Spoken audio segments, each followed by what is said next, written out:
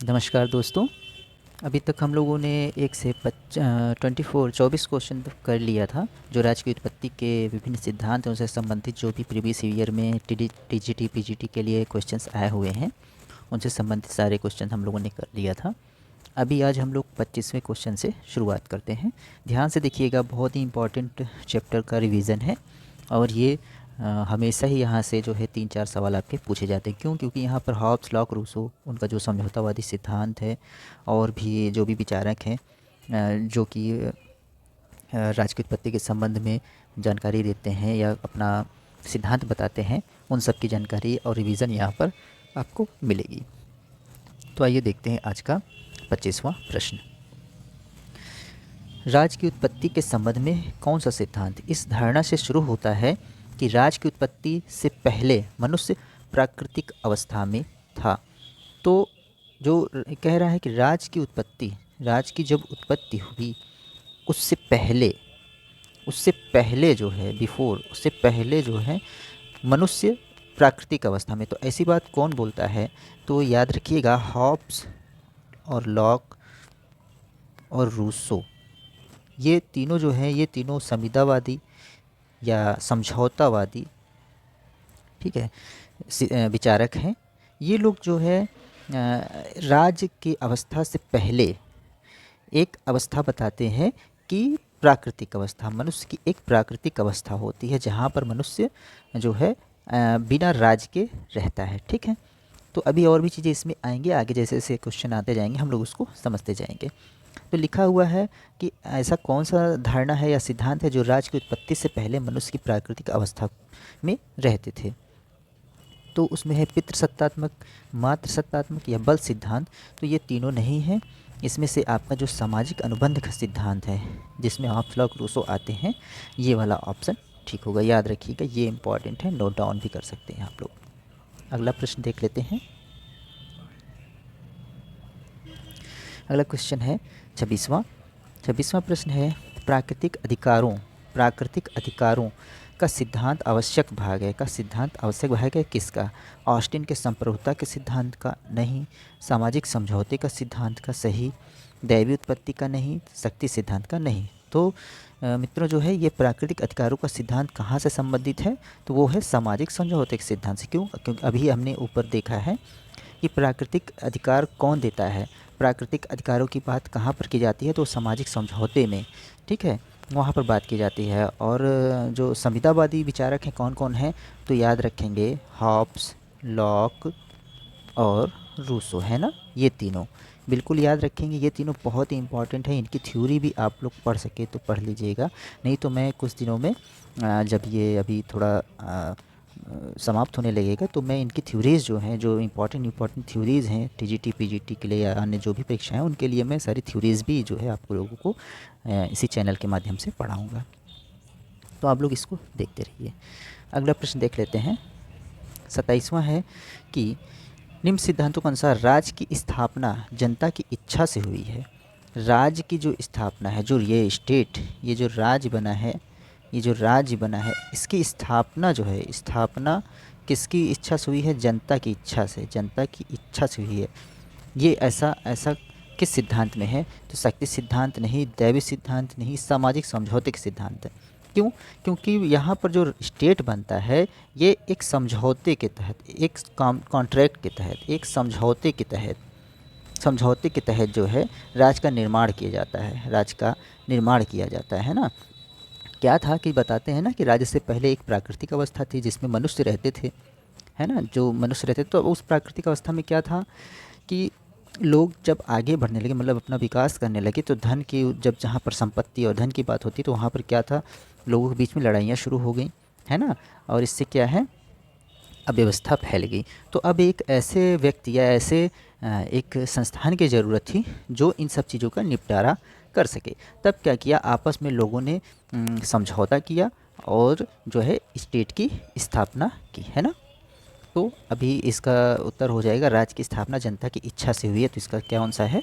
सामाजिक समझौता। सिंपल से याद रखेंगे, यहाँ पर जो स्टेट बनता है वो जनता की इच्छा से, यानी कि जनता आपस में समझौता करके स्टेट बनाती है कि हम इसकी बात मानने के लिए आबद्ध हैं या तैयार हैं, सभी लोग, है ना।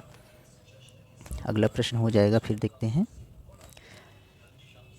निम्न में कौन सामाजिक संहिता के सिद्धांत से संबंध है? कौन संबंध है? तो हमने बताया था हॉब्स लॉक रूसो, HLR याद रखिए, हॉब्स लॉक रूसो, है ना। अब तो ऑस्टिन नहीं है, लॉक है, मिल है, मार्क्स हैं, तो मार्क्सवादी हैं और मिल तो उपयोगितावादी है ना। अगला प्रश्न देख लेते हैं। इनमें से कौन राज्य की उत्पत्ति के सामाजिक अनुबंध सिद्धांत से नहीं जुड़ा है? तो हॉब्स हैं, लॉक हैं, रूसो हैं, अभी मैंने बताया, हॉब्स लॉक रूसो। जेएस मिल ये उपयोगितावादी है ना, तो यही आंसर हो जाएगा डी। अगला क्वेश्चन देख लेते हैं, 30वां। निम्न में से किस विचारक ने सामाजिक समझौते के सिद्धांत की आलोचना नहीं की है? सामाजिक समझौते सिद्धांत की आलोचना नहीं की है, तो कार्ल मार्क्स ये भी हैं, जो है ये मतलब क्या कहते हैं कि आलोचना करते हैं सामाजिक समझौते की। ग्रीन वाहन राइट इसमें जो है नहीं है, क्योंकि ये लोग जो है मानते हैं कि ये जो समाज की कल्पना करते हैं वो राज्यविहीन समाज की कल्पना करते हैं। राज्यविहीन मतलब कि वहाँ पर स्टेट ना हो, राज्य ना हो, है ना, क्योंकि ये राज को क्या है, एक शोषण का यंत्र मानते हैं। ये मानते हैं कि राज जो है लोगों का शोषण करता है, जो जनता है, जो कमज़ोर वर्ग है उनका क्या करता है, शोषण करता है ना, इस वजह से। तो इसका आंसर जो है आपका बी राइट हो जाएगा। अगला क्वेश्चन देखते हैं। अगला क्वेश्चन है, सामाजिक संविदा सिद्धांत के अनुसार राज्य एक नैतिक संस्था है, राज्य एक मानवकृत संस्था है, या राज्य प्राकृतिक आवश्यक है, राज्य की प्रकृति सब यही है। तो इसका उत्तर हो जाएगा बी, राज्य एक मानवकृत संस्था है। क्योंकि हम लोगों ने क्या देखा था कि राज्य का जो है निर्माण किया जाता है किसके द्वारा, व्यक्तियों, जो आपस में लोग होते हैं, जो वहाँ पर समाज है या जो लोग हैं, ये जो जनता है ना, जो जनता है वो आपस में क्या करती है, समझौता करती है, उस समझौता के तहत जो है राज्य का निर्माण करती है। तो यहाँ पर राज्य क्या हो जाएगा, एक मानवकृत संख्या हो जाएगी, मानवकृत संस्था हो जाएगी। याद रखिएगा, सामाजिक, ये इंपॉर्टेंट क्वेश्चन है, समझने वाली बात है। अगला प्रश्न देखते हैं। आइए अगला प्रश्न देख लेते हैं। तो 32वां क्वेश्चन है कि सामाजिक अनुबंध का सिद्धांत किस पर आधारित है? सामाजिक अनुबंध का सिद्धांत किस पर आधारित है? तो राष्ट्रीयता, संविधानवाद, व्यक्तिवाद या समाजवाद? तो ये व्यक्तिवाद पर आधारित है, पता ही है, क्योंकि राज्य का निर्माण कौन करता है, व्यक्तियों द्वारा होता है ना, व्यक्तियों द्वारा आपस में समझौता करके होता है। तो एक तरीके से ये क्या व्यक्तिवाद पर आधारित है। अगला देख लेते हैं कि निम्नलिखित में से कौन आत्मरक्षा के अधिकार को व्यक्ति का प्राकृतिक अधिकार मानता है? कौन आत्मरक्षा का अधिकार देता है? तो प्लेटो हो गया, बेंथम, हॉब्स या बर्ग। पहली बात तो अगर प्राकृतिक अधिकारों की बात करें या इस टाइप का जो है आत्मरक्षा के अधिकार की बात करें, तो आत्मरक्षा के अधिकार की बात तो हॉब्स करता है। और अगर प्राकृतिक अधिकारों की बात करें तो वहाँ पर केवल हॉब्स, लॉक और रूसो, हॉब्स, लॉक और रूसो ही जो है आपके प्राकृतिक अधिकारों की बात करते हैं, है ना। उसमें से भी हॉब्स जो है, हॉब्स ये क्या है कि ये जो प्राकृतिक अवस्था होती है राज्य से पहले मनुष्य की, जो एक प्राकृतिक अवस्था है, वहाँ पर मनुष्यों को अपनी आत्मरक्षा के लिए अब एक अधिकार देते हैं, उसको वो क्या बोलते हैं, आत्मरक्षा का अधिकार। ठीक, इसको याद रखेंगे, बहुत इंपॉर्टेंट है। अगला देख लेते हैं। 34वां क्वेश्चन है, हॉब्स व्यक्ति को संप्रभु की अवज्ञा करने का अधिकार देता है। हॉब्स क्या कहता है कि संप्रभु की अवज्ञा करने का अधिकार देता है। ठीक है, तो हॉब्स का जो समझौता वाला सिद्धांत है, उसमें हॉब्स बोलते हैं कि जो व्यक्ति है ना, जो व्यक्ति होता है, व्यक्ति आपस में समझौता करके व्यक्ति आपस में समझौता करके व्यक्ति से ही क्या करते हैं, ये आपस में समझौता करते हैं ना, समझौता के द्वारा ही क्या होता है, राज्य का निर्माण होता है। ठीक है, और इस राज्य का क्या कर्तव्य है, इसका कर्तव्य होता है कि ये इनकी जो सुख शांति है और इनकी जो न्यायिक व्यवस्था है, शासन व्यवस्था है, जो शांति व्यवस्था है, ठीक है, व्यवहार है, तो सभी का ये निवारण कर सके। ठीक, अगर यहाँ पर ये जो है निरंकुश होने लगता है या ये इन कार्यों को करने में सक्षम नहीं होता है, असक्षम हो जाता है, तब क्या है, और मतलब तब क्या है कि हॉब्स का जो व्यक्ति है वो अपनी आत्मरक्षा के लिए, ठीक है, जो वहाँ पर जो मेन आदमी, जो संप्रभु है, जिसको संप्रभु बोलते हैं, मतलब मेन व्यक्ति, यानी कि राजा या सम्राट, उसको उसकी आज्ञा का जो है पालन न करने के लिए बिल्कुल फ्री होगा। ठीक, तो एक तरीके से क्या है कि हॉब्स का जो समझौता का सिद्धांत है उसमें वो बोलते हैं कि व्यक्ति को अगर आत्मरक्षा का जो है अधिकार मतलब सुरक्षा नहीं मिल रही है, अगर व्यक्ति की राज्य जो है सुरक्षा नहीं कर पा रहा है, तो वो राजा की आज्ञा का पालन नहीं कर सकता है, मतलब नकार सकता है। क्यों? क्योंकि वो उसके पास ये अधिकार देता है हॉब्स कि आप जो है अगर हमारी रक्षा नहीं कर चुकी, भाई समझौते के आधार पर राज्य बनाया गया है किस लिए? इसी के लिए ना, उनकी रक्षा के लिए ना। तो जब राज्य रक्षा ही नहीं कर पा रहा है तो वो क्यों जो है आपकी आज्ञा का पालन करे? तो वो दूसरे को जो है राजा बनाएगा, है ना, इस तरीके से। तो समझ लेंगे इसको। तो हॉब्स व्यक्ति के संप्रभु अवज्ञा करने के अधिकार देता है, किस लिए? आत्मरक्षा के लिए, पहला ही ऑप्शन है। बाकी ले रखा है कि स्वतंत्रता की रक्षा के लिए, शोषण को दूर करने के लिए, अन्याय को दूर करने के लिए। जो इसमें सबसे सही है वो आत्मरक्षा के लिए। ठीक है ना, ये तो प्राकृतिक अवस्था में भी वो बोलता है। ठीक, अगला देख लेते हैं। 35वां प्रश्न है, किसने कहा प्राकृतिक अवस्था में युद्ध था? प्राकृतिक अवस्था में क्या था? युद्ध था, तथा हर व्यक्ति सब लोगों के विरुद्ध युद्ध था, लोगों के विरुद्ध युद्ध था। मतलब क्या था, क्या कह रहे हैं कि जो राज्य से पहले जो प्राकृतिक अवस्था थी मनुष्यों में, सभी व्यक्ति एक दूसरे के प्रति जो है क्या, द्वेष भावना रखते थे और युद्ध की भावना रखते थे। क्यों? क्योंकि जैसे जैसे विकास होता है, क्या सांपत्तिक विकास हुआ, उसके पीछे सब में आपस में लड़ाई होने लगी, है ना। तो ऐसी बात कौन करता है प्राकृतिक अवस्था में, कि ऐसी बात कौन करता है? तो वो हो जाएंगे हॉब्स। ठीक है ना, याद रखिएगा, ऐसी बात कौन करता है? तो हॉब्स। हालांकि लॉक और रूसो भी इससे जुड़े हुए सामाजिक समझौते से, लेकिन हॉब्स जो है ये वाली बात करते हैं कि प्राकृतिक अवस्था में युद्ध तथा हर व्यक्ति सब लोगों के विरुद्ध युद्ध था। मतलब आपस में जो है लोग जो है युद्ध वगैरह किया करते थे। अगला प्रश्न देखते हैं। लॉक के अनुसार लोगों ने समझौता किया था ताकि, लॉक जो बोलते हैं, लॉक भी समझौते के सिद्धांत देते हैं ना, हॉब्स, लॉक, रूसो तीनों जो हैं।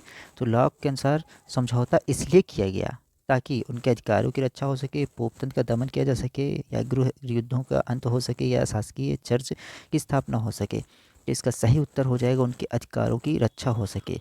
ठीक है, यहाँ पर जो लॉक है, लॉक जो है मनुष्यों को 3 अधिकार देता है, 3 अधिकारों की बात करता है। किसकी? तो जीवन, ठीक है ना, जीवन, संपत्ति और स्वतंत्रता की बात करता है ना, इसकी बात करता है वो। और कहता है कि जो है अगर इनकी ये रक्षा जो है राज्य करेगा, है ना, राज्य किस लिए बनेगा? ताकि इनकी रक्षा हो सके। तो यही बात पूछ रहा है कि लॉक के अनुसार लोगों ने समझौता इसलिए किया था ताकि उनके अधिकारों की रक्षा हो सके। कौन अधिकारों की? ये 3 अधिकार उन्होंने दिए हुए थे लोगों को, मनुष्य को 3 अधिकार दिए, जीवन, संपत्ति, स्वतंत्रता की जो है अधिकार दिया हुआ था, तो इसकी रक्षा हो सके ताकि, है ना। तो ऑप्शन ए ठीक हो जाएगा। अगला क्वेश्चन देख लेते हैं। इसकी व्याख्या जो है वैसे मैंने बता दिया है, आप चाहेंगे तो पॉज करके देख लीजिएगा। अगला देख लेते हैं। हॉब्स के सामाजिक समझौते में लोगों ने लेवियाथन को, अब लेवियाथन थोड़ा समझ लेंगे। तो हॉब्स जो थे, हॉब्स इन्होंने जो अपना राज्य बनाया, जो वहाँ का राजा था, उसको लेवियाथन नाम दिया, उसको लेवियाथन राज इसका जो है उन्होंने लेवियाथन नाम दिया। ठीक है, इनके अपने स्टेट को, अपने राज को जो है इन्होंने क्या नाम दिया? लेवियाथन। तो उनका जो लेवियाथन था उसमें क्या था, जो सामाजिक समझौते में लोगों ने क्या किया लेवियाथन के साथ, मतलब कि राज्य को क्या किया? तो राज्य के लिए उसमें केवल विद्रोह का अधिकार सौंपा, केवल धार्मिक अधिकार सौंपा, या लगभग सभी अधिकार सौंप दिए, केवल राजनीतिक अधिकार सौंपा। तो इसमें हो जाएगा लगभग सभी अधिकार सौंप दिए। क्या होता है जब प्राकृतिक अवस्था होती है राज्य से पहले, तो जो मनुष्य ए होता है और मनुष्य बी होता है, तो आपस में लड़ाई होती है इनके बीच। तो ये लोग क्या कहते हैं कि ठीक है, मैं अपने सारे अधिकार सौंपता हूँ राज्य को। राज्य यानी इनका लेवियाथन, मतलब ये लेवियाथन जो है राज्य को लेवियाथन बोलता है। कौन? हॉब्स। मैं अपने सारे, ए बोलता है मैं अपने सारे अधिकार राज्य को सौंप रहा हूँ या लेवियाथन को सौंप रहा हूँ, इस शर्त पे कि तुम भी जो है अपने सारे अधिकार इसको सौंप दोगे।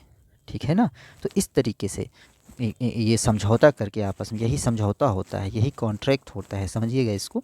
यही कॉन्ट्रैक्ट होता है कि मैं अपने सारे अधिकार तो दे रहा हूँ, साथ में तुम भी जो है अपने सारे अधिकार दो। मैं ये बोलता है कि मैं अपने सारे अधिकार दे रहा हूँ और तुम भी इसी तरीके से अपने सारे अधिकार दे दो। इस शर्त पे जो है राज को सारी शक्तियाँ हम लोग सौंप देंगे और राज्य जो है फिर निर्णय करेगा हर चीज़ का, है ना, फिर निर्णय करेगा वो। तो ये एक समझौता है, होता है, एक कॉन्ट्रैक्ट होता है ना। तो यही ये पूछ रहा है कि हॉब्स के सामाजिक समझौते में लोगों ने लेवियाथन को केवल विद्रोह का अधिकार सौंपा, केवल धार्मिक अधिकार सौंपा, या लगभग सभी अधिकार सौंप दिए? तो लगभग सभी अधिकार सौंप दिए, है ना। क्यों? क्योंकि यहाँ पर दोनों के बीच में कॉन्ट्रैक्ट हुआ, जो लोग थे उनके बीच में आपस में कॉन्ट्रैक्ट हुआ। ठीक है, अगला क्वेश्चन देख लेते हैं। नेक्स्ट प्रश्न है, प्रत्येक व्यक्ति सबके हाथों में अपने को समर्पित करते हुए किसी के भी हाथों में अपने को समर्पित नहीं करता। ठीक है ना, मतलब कह रहा है कि व्यक्ति अपने आप को समर्पित करते हुए भी सबके हाथों में अपने को समर्पित नहीं करता है। ऐसी बात कौन करता है? तो ये रूसो करता है। ठीक है, ये कोटेशन अच्छा है, याद रखिएगा। तो नेक्स्ट क्वेश्चन देख लेते हैं। एक मिनट में चेंज कर लेता हूँ, पेन थोड़ा सा दिख नहीं रहा है। तो अगला प्रश्न देखते हैं। 39 क्वेश्चन है, सामाजिक संविदा का सिद्धांत। सामाजिक संविदा देखिए, याद रखिए, सामाजिक संविदा या समझौता ये सब पूछ लेता है, कभी कभी कॉन्ट्रैक्ट लिख देगा हिंदी में ही, कॉन्ट्रैक्ट। ठीक है, तो इससे जो है आप कंफ्यूज मत होइएगा, जो है कभी कभी ऐसा लिख देता है, तो इसको थोड़ा सा देख लीजिएगा। सामाजिक संविदा का सिद्धांत मुख्य रूप से यह कार्य करने का प्रयत्न करता है, मुख्य रूप से यह कार्य करने का प्रयत्न करता है। कौन सा कार्य? राज्य के ऐतिहासिक उद्यम का पता लगाना, राजनीतिक बाध्यता के आधार पर व्याख्या करना, यथास्थिति का औचित्य स्थापित करना, क्रांति के द्वारा समाज में आमूल परिवर्तन लाना।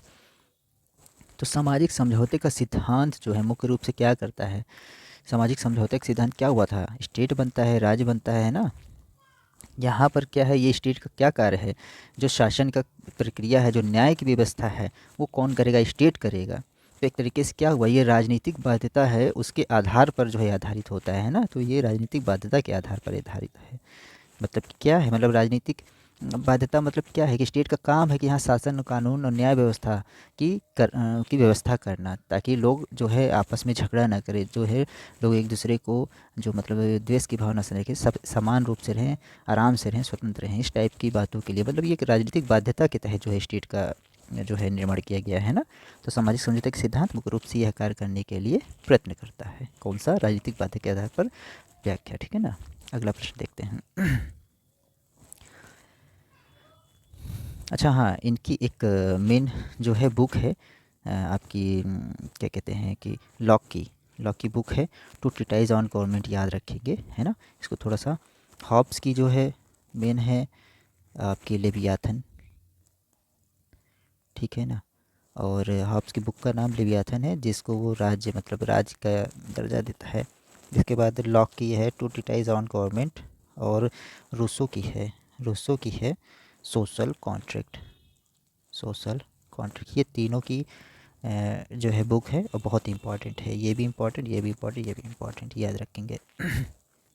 अगला प्रश्न देखते हैं। अगला क्वेश्चन है कि सामाजिक समझौता जो है के सिद्धांत के साथ संप्रभु राज्य की अवधारणा को किसने संयुक्त किया? संप्रभु राज्य की अवधारणा कौन किया था? मतलब राज्य जो है सर्वोपरि होगा, इसके लिए मतलब भाई ए ने बी को जो है अपना अधिकार ए और बी ने आपस में क्या समझौता किया, कॉन्ट्रैक्ट किया कि ए भी अपना अधिकार इस बंदे को सौंप दे और बी भी अपना अधिकार इस बंदे को सौंप दे। मतलब ये राज्य जो लेवियाथन था, इस राज्य को सौंप दे। एक तरीके से क्या हुआ, जब सभी लोग अपना अधिकार इसको सौंप देंगे तो एक तरीके से ये संप्रभु ही तो हुआ ना। ये राज्य जो स्टेट है, जो ये लेवियाथन, ये संप्रभु है। तो ऐसी बात कौन करता है? सिंपल सी बात है, मार्क्स या हॉब्स, लॉक या लॉस्की। तो सिंपल सा है हॉब्स।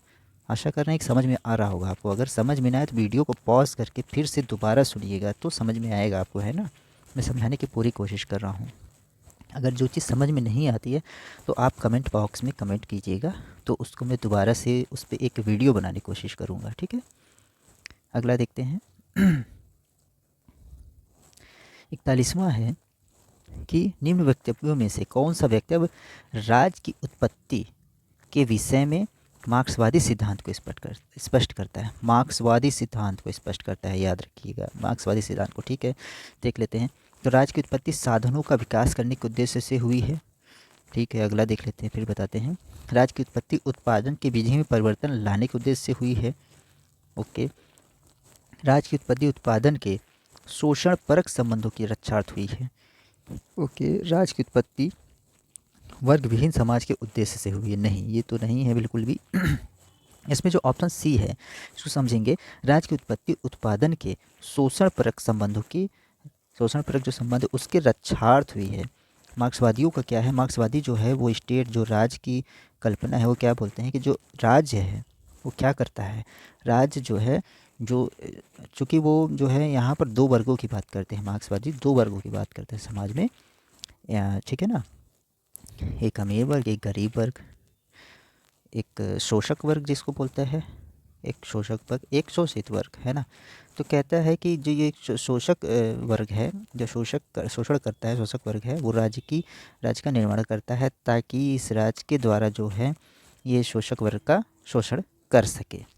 ठीक है, तो ऐसा मानना है मार्क्सवादियों को। मार्क्सवादी कहते हैं कि शोषक वर्ग जो है, जो उच्च वर्ग है, वो क्या करता है कि वो राज्य का निर्माण करता है इसलिए ताकि इनका शोषण किया जा सकते जो निम्न वर्ग के लोग हैं। तो इसका ऑप्शन सी ठीक हो जाएगा। अगला देख लेते हैं। 42वां क्वेश्चन है आज का। वर्तमान समय में राज्य की उत्पत्ति का कौन सा सिद्धांत सर्वाधिक मान्य है? तो ऐतिहासिक। क्यों? क्योंकि ये विकासवाद के सिद्धांत पर आधारित है। ठीक है ना, ये कहते हैं कि राज्य का जो है धीरे धीरे विकास हुआ है, तो इसलिए सर्वचलित और सर्वमान्य ऐतिहासिक ही है। आर्थिक नहीं है, दैवीय नहीं है और शक्ति भी नहीं। अगला देख लेते हैं।